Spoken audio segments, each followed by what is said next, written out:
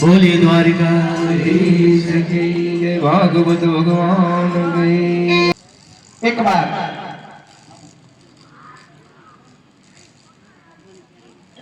સુદામાજીની પત્ની સુશીલા સુદામાજીને કહે કે તમે તો ઘણી વાર કહ્યો છો ને કે તમારા બાલ સખા મિત્ર ભગવાન દ્વારિકાધીશ છે, દ્વારિકાના રાજા છે, તો ક્યારેક એને મળવા તો જાઓ.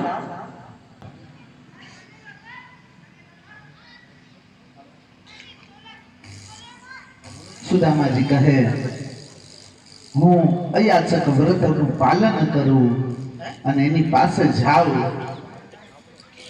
અને માગું તો મારું વ્રત ભંગ થઈ જાય.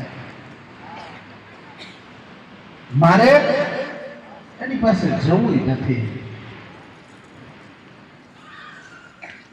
ખૂબ ગરીબ પરિસ્થિતિ, કોક દિવસ ભોજન મળે, કોક દિવસ ન મળે. કહેવત છે ને, માગ્યા વગર તો માં પણ ન પીરશે.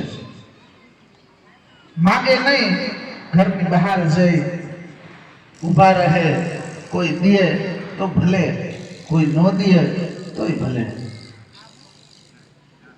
સુદામાજી અયાચક વ્રતનું પાલન કરતા.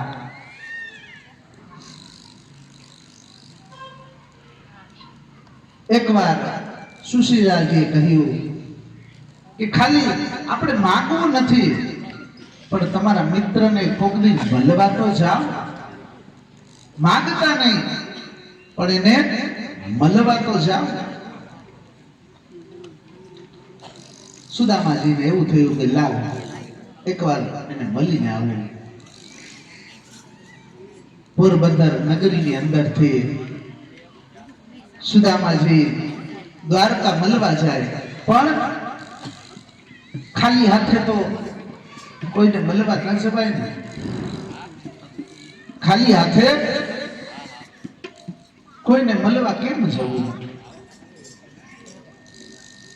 એમાં આ તો દ્વારિકાનો રાજા, આને કેમ મળવા જવું? સુદામાજી કહે આપણી પાસે કાંઈ છે નહીં, કાંઈક હોય તો એ લઈને જાઓ અને એને મળવા જાઓ. સુશીલાજી વિચાર કરે કે શું કરું. બાજુના ઘરમાં ગયા, ત્યાંથી થોડા તાંદૂળ એટલે કે પૌવા લઈને આવ્યા.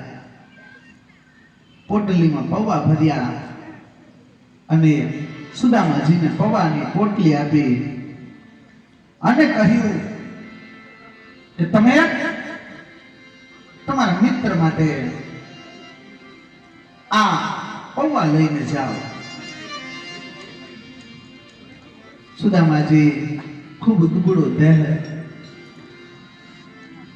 અને ચાલતા ચાલતા પોરબંદર નગરીથી દ્વારિકા પોતાના બાળ સખા મિત્રને મળવા માટે જાય છે.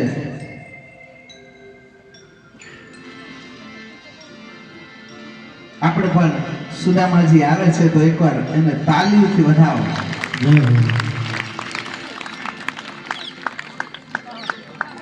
સુદામાજી પોરબંદરથી દ્વારિકા મળવા જાય છે ભગવાનને, કૃષ્ણ પરમાત્માને.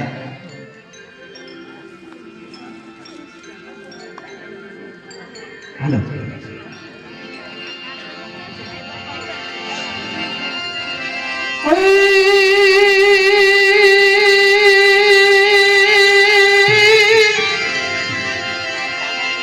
જન દ્વારિકામાં જઈને પાર્વતી ફર્યો,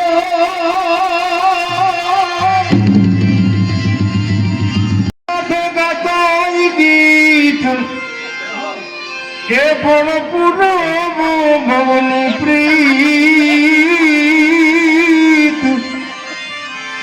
તું તો કેમ રે ભૂલી ગયો ભગવાન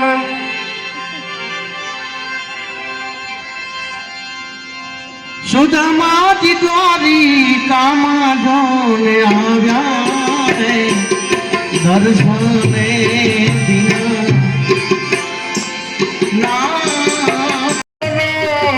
એને પહોંચાડ્યા રે એ દ્વારે એ દૂધનો રે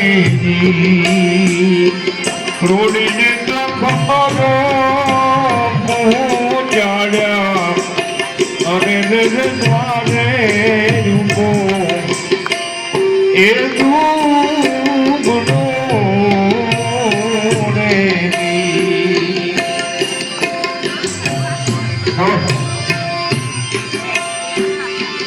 પેરવા નથી પોતડી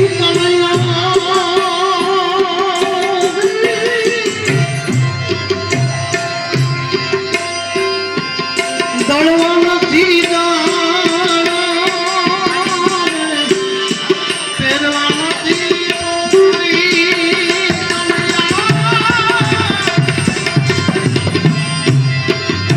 દળવા નથી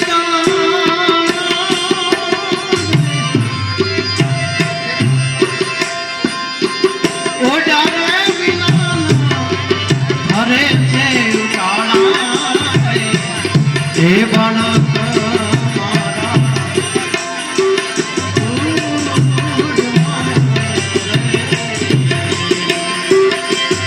ઓ જાને વિના હરે છે ઉટાળા હે બાળક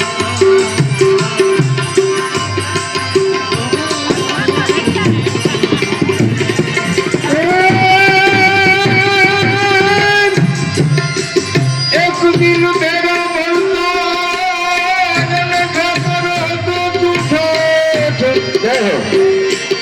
એ તને લખીને રાખતો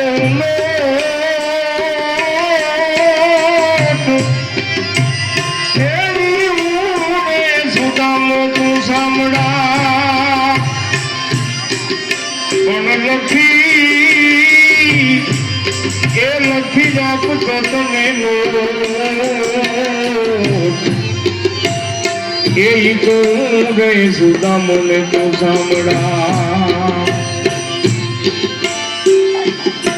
શરીર સુદામા એવું દીધું કરોડ પડેલા એના તો કછો તારે ફેરવાને નો મળે એ પોતીનારે દીધી સુદામજી દ્વારિકામાં જોને આવ્યા એ દર્શને દીના એ નાથના રે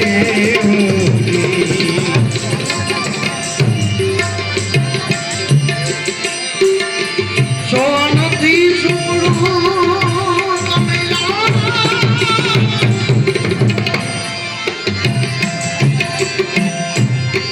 રેવા દેવો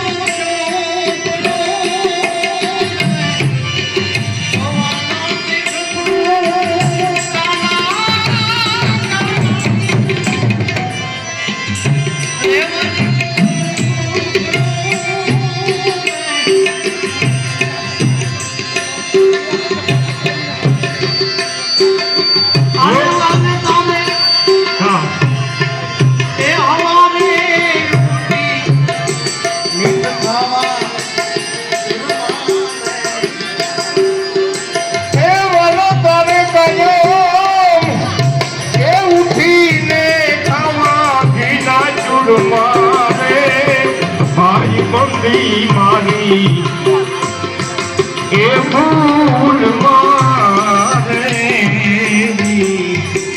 સુદામજી કૃષ્ણ પ્રભુજીને કહે છે એ ભાઈ બંદી મારી એ ભૂલ મારે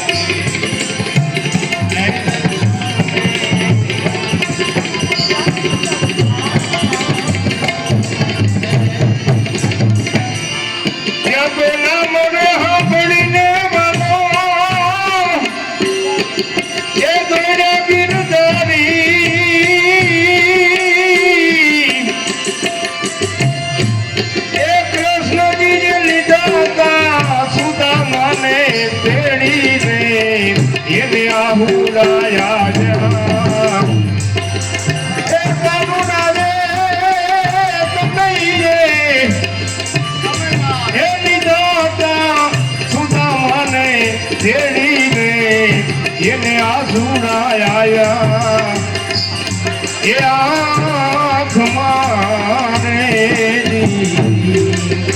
સુદામોજી દ્વારિકામાં જોને આવ્યા અરે રે સસને દીના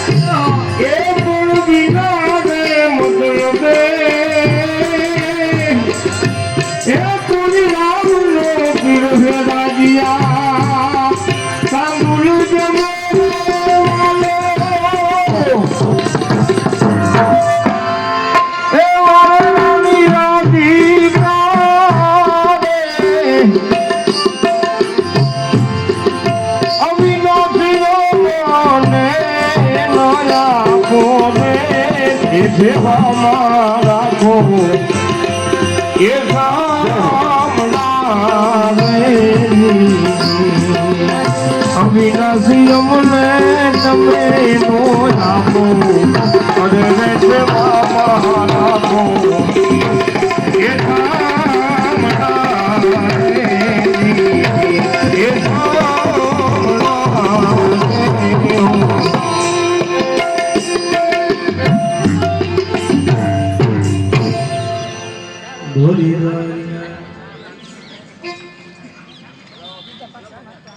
સુદામાજી દ્વારકા જવા રવાના થાય છે. ખૂબ દુબળો દેહ,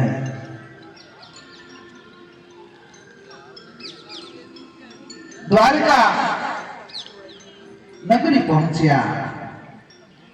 દ્વારિકા નગરી પહોંચ્યા. ત્યાં દ્વારપાલો ઉભા છે. દ્વારપાલોને કહે છે કે મારે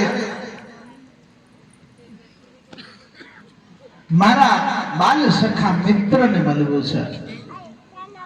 તમારા જે રાજા છે એ મારા બાલ સખા મિત્ર છે. દ્વારપાલને એમ થાય છે કે આ ગરીબ બ્રાહ્મણ ફાટેલા વસ્ત્ર પહેરેલા છે, ખૂબ દુબળો દેહ છે, અને આ સોનાની નગરીનો રાજા આનો મિત્ર. કોઈને વિશ્વાસ નથી આવતો, કોઈને વિશ્વાસ નથી આવતો. પછી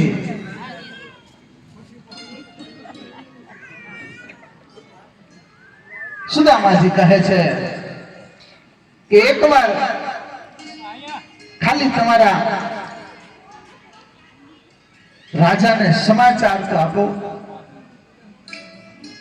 ખાલી સમાચાર તો આપો, મારે તો ખાલી મળવું છે. એ કહે કે તમારે કાંઈ જોતું હોય તો કયો, અન્ન જોતું હોય, ધન જોતું હોય, વસ્ત્ર જોતા હોય, જે જોતું હોય એ કહો, અમે આપી દઈએ. પણ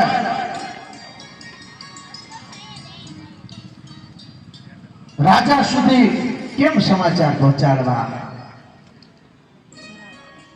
સુદામાજી હઠ લઈને બેઠા છે કે જ્યાં સુધી સમાચાર નહીં આપો ત્યાં સુધી હું અહીંયા જ બેઠો રહીશ. સુદામાજી હઠ લઈને બેઠા છે. એક દ્વારપાલને એવું થયું કે સમાચાર તો આપું. એક દ્વારપાલને એવું થયું કે આ ક્યાંક સાચું તો નહીં બોલતો હોય ને. દ્વારપાલ ભગવાન પાસે જાય છે.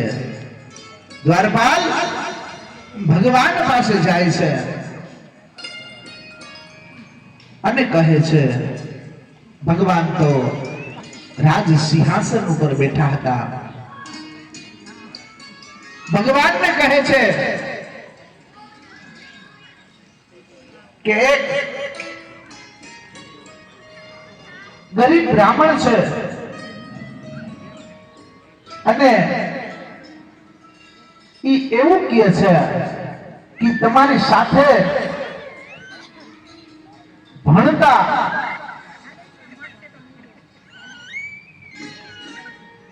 ભગવાન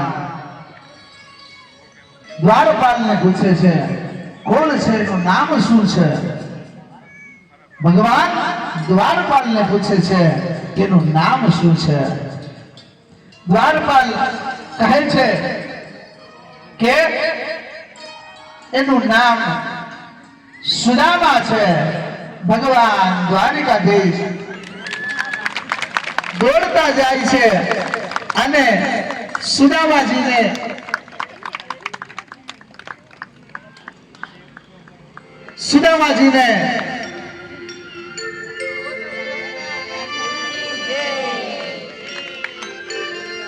ભેટી અને એની સાથે લઈને આવે છે અને સુદામાજીને પોતાનું જે સિંહાસન હતું એના ઉપર સુદામાજીને વિરાજમાન કરે છે.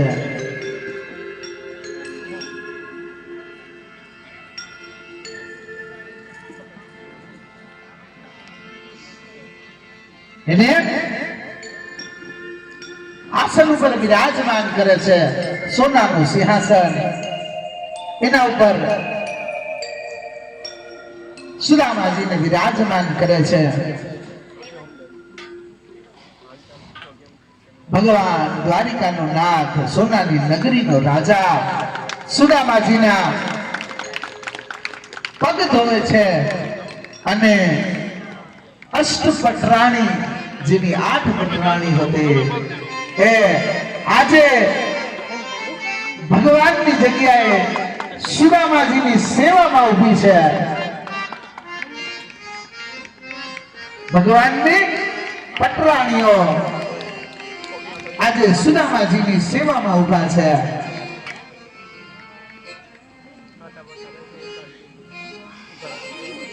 ભગવાન સુદામાજીના પગની અંદર લાગેલા કંકર, કાંટા, પથ્થર એ બધું કાઢે છે.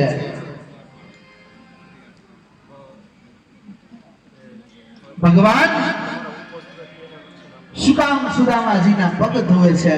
મેં હમણાં જ કીધું કે સુદામાજીએ દારિદ્ર્ય અપનાવ્યો અને ભગવાન દ્વારિકાના નાથ કૃષ્ણ પરમાત્માને રાજ સિંહાસન આપ્યું.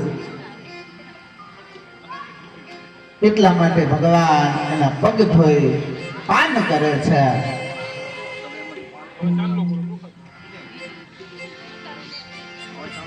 પછી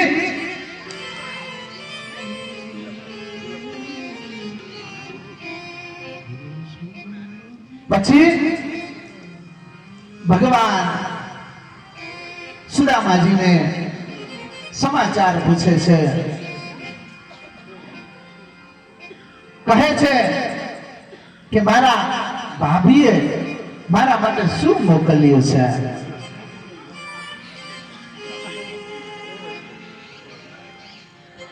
સુદામાજીને એવું થયું કે આ સોનાની નગરીનો રાજા 56 ભોગ ખાનારો અને આને તાંદુર પવા આને એમ કહેવાય કે આ મોકલ્યું છે. પણ ભગવાન એ પોટલીને જોઈ જાય છે. ભગવાન એ પોટલી લઈ લે છે અને સુદામાજીના હાથમાંથી પોટલી લઈ પોટલી ખોલી પેલી મુઠ્ઠી એ પોટલીમાંથી ભરે છે અને સુદામાજીને જેવી ભગવાન એ મુઠ્ઠી પોતાના મુખમાં મૂકે છે, સુદામાજીને કુબેરનું અને લક્ષ્મીનું સર્વ ધન સુદામાજીના ચરણોમાં અર્પણ કરી દે છે. પછી બીજી મુઠ્ઠી જેવી ભગવાને તાંદુર પવામાંથી ભરે છે અને જેવી બીજી મુઠ્ઠી મુખમાં મૂકે છે, આ જગતનું કળિયુગનું સર્વ સુખ છે એ સુદામાજીના ચરણોમાં ભગવાન અર્પણ કરી દે છે. અને જેવી ત્રીજી મુઠ્ઠી ભરવા જાય છે ભગવાન, ત્યાં અષ્ટપટરાણી ઉભા હતા એ ભગવાનને રોકે છે, હે પ્રભુ, જો ત્રીજી મુઠ્ઠી તમે મુખમાં મૂકશો તો અમારે પણ સુદામાજી સાથે જવું પડશે.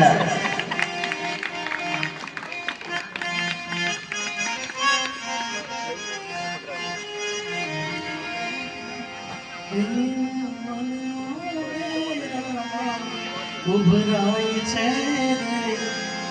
એનું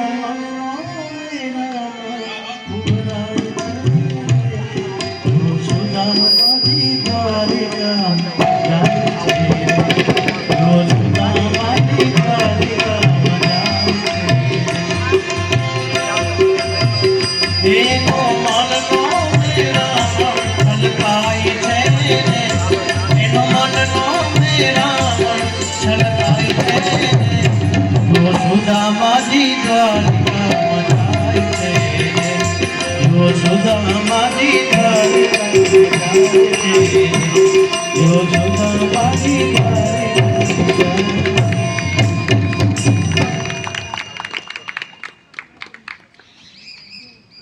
ભગવાન સુદામાજીના ખૂબ આગતા શાકતા કરે છે, સુંદર વસ્ત્રો અર્પણ કરે છે.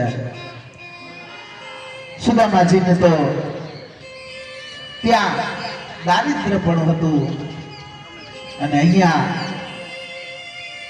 અઢળક ધન સંપત્તિ,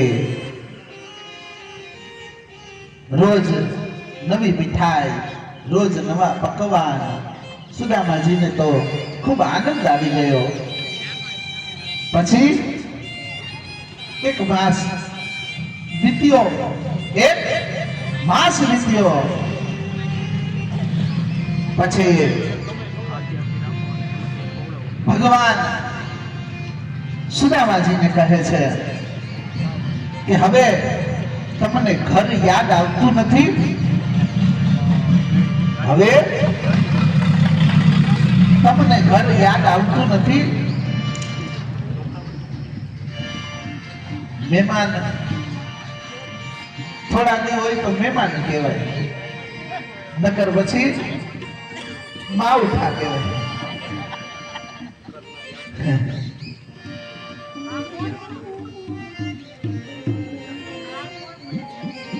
બે દી મહેમાન રીએ તો એ મહેમાન કહેવાય એમ.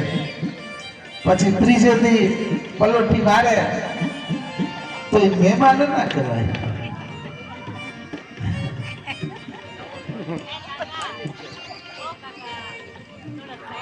ભગવાને કહ્યું, તમને હવે ઘર યાદ આવતું નથી? સુદામાજી કહે, હા, મારે જવું છે. પણ ભગવાન કહે, મેં જે વસ્ત્ર આપેલા છે એ મને પાછા આપી દેજો. તમારા જે વસ્ત્ર છે એ તમે તમે લઈ લેજો. એના વસ્ત્ર સુદામાજી આપી દે છે. સુદામાજી મનમાં વિચાર કરે છે કે આ સોનાની નગરીનો રાજા આટલું અઢળક ધન સંપત્તિ છતાંય આવા કપડામાં વસ્ત્રમાં એનો જીવ, એને ખબર નહોતી કે આ 1000 હાથવાળાએ તને એટલું આપ્યું છે કે એ ગણ્યું ગણાય એટલું નથી. સુદામાજી પછી પોતાના વસ્ત્ર ધારણ કરી અને મનમાં વિચાર કરે છે કે કાંઈક આપશે, પણ કાંઈ આપતા નથી ભગવાન. સુદામાજી વિચાર કરે છે કે હવે ઘરે જાવું, કેમ જાવું, કાંઈ છે નહીં. છતાં પણ સુદામાજી ધીરે ધીરે પોતાના ઘરે જવા રવાના થાય છે. પોતાના ઘરે જવા રવાના થાય છે. પોરબંદર નગરીની અંદર પહોંચે છે. જુએ છે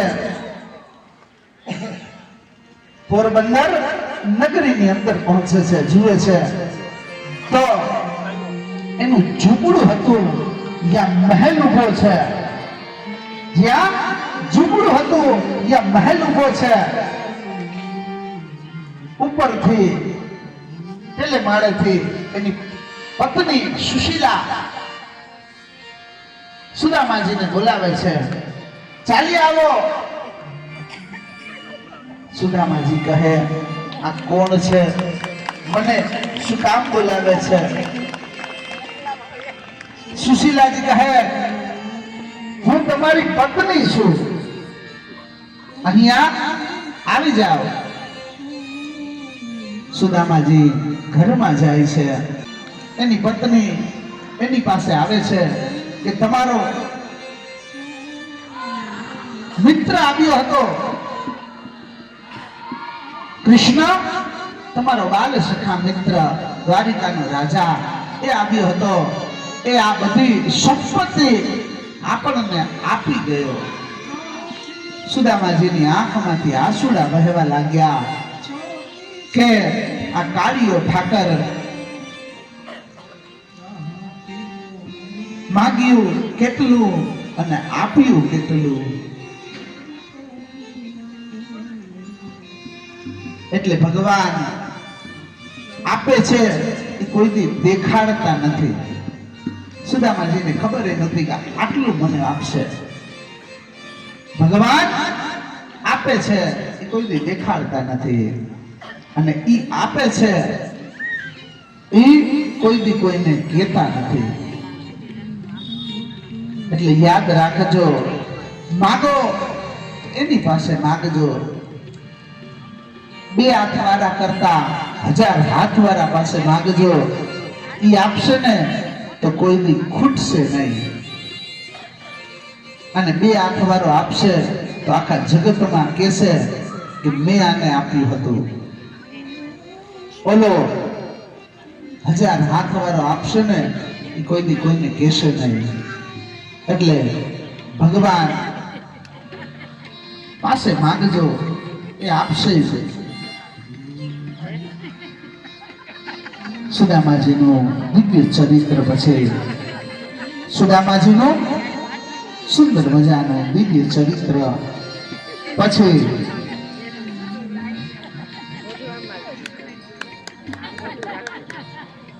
ભાગવતજીમાં દત્તાત્રેયના 24 ગુરુની કથા છે. 24 ગુરુની કથા છે. એને સર્પને પણ ગુરુ માન્ય હતા, વીછીને પણ ગુરુ માન્ય હતા. અલગ અલગ ગુરુ પાસે અલગ અલગ દીક્ષા લીધી, શિક્ષા શીખી. એની પણ સુંદર મજાની કથા છે. અને કથાના અંતમાં રાજા પરીક્ષિત ની કથા, રાજા પરીક્ષિતની કથા. એની પેલા કળિયુગનું વર્ણન, કળિયુગ કેવો હશે, માણસ માણસનો નહીં હોય, એકબીજા ઉપર અત્યાચાર કરશે. એ અત્યારે આપણે જોઈએ જ છીએ કળિયુગ કેવો છે.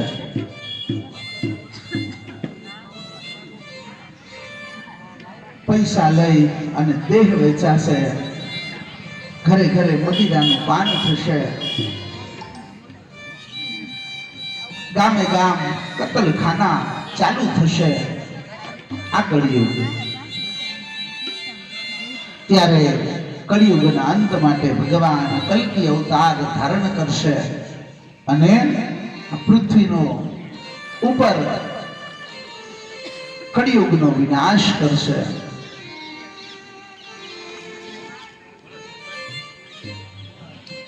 ફરી પાછો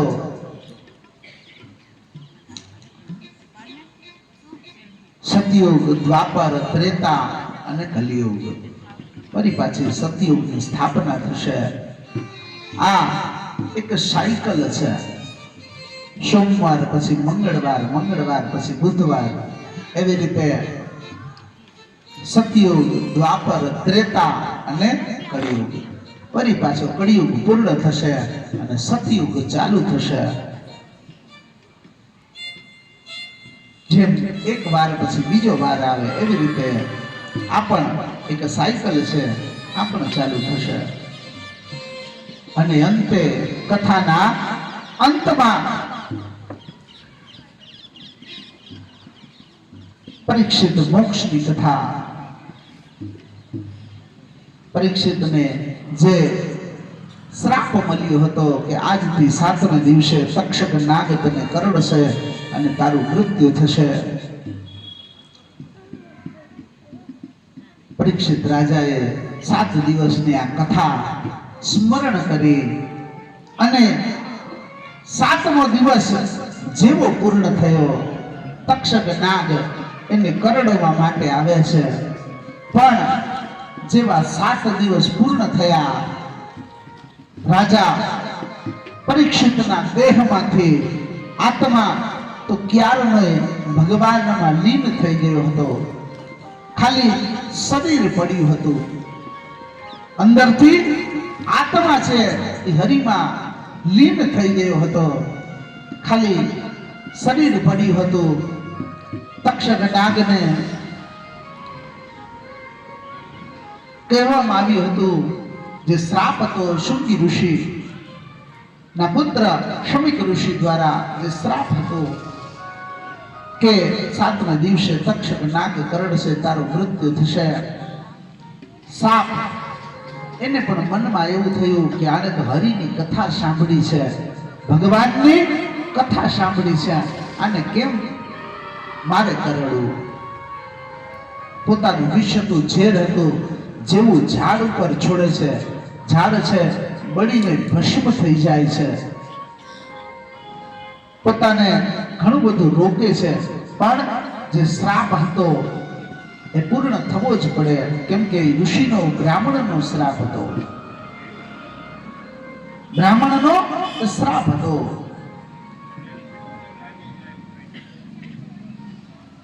પણ તક્ષક નાગને ખબર નહોતી કે કે દિવસનો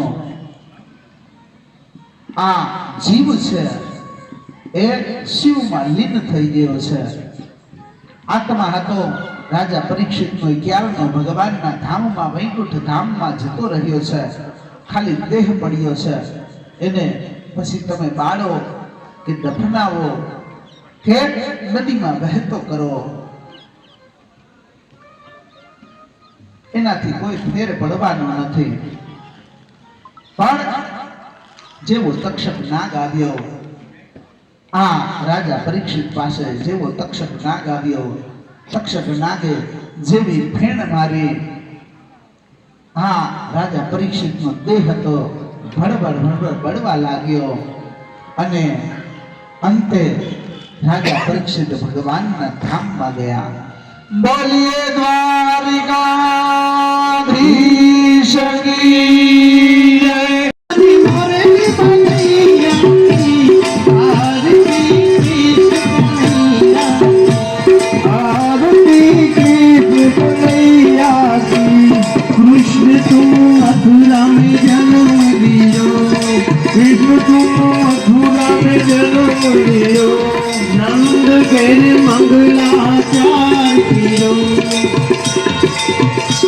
નંદ કે